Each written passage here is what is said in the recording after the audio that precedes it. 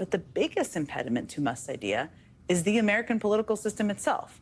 I mean, America has what's called a past the post elections. Sorry, that's a tongue twister system, meaning whichever party gets the most votes wins. And whenever a third party enters the picture, they inevitably become a spoiler for the major party that most closely aligns with their views, like, say, Ralph Nader in 2000 or Jill Stein in 2016.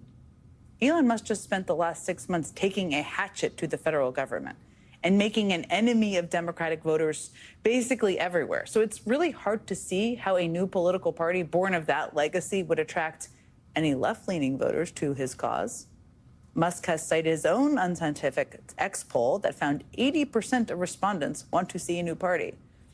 But actual polling finds that 80% of voters in both parties think rich donors like Elon Musk have too much influence in politics. They don't need more, which may be part of why Musk himself is viewed negatively by a majority of Americans. And Musk's forays into politics in places like Wisconsin, there he is in a cheesehead, suggests he's not exactly an expert when it comes to winning voters over to his side. He lost there by a lot, despite setting a lot. Now, none of this is to say that America's two-party political system is perfect. It's not, and should never be questioned. It should be. And that is exactly why there are places where they have done things a little bit differently. In fact, states like Alaska and Maine have adopted novel reforms like ranked choice voting, which experts say help empower minority parties and give voters more say in who they elect.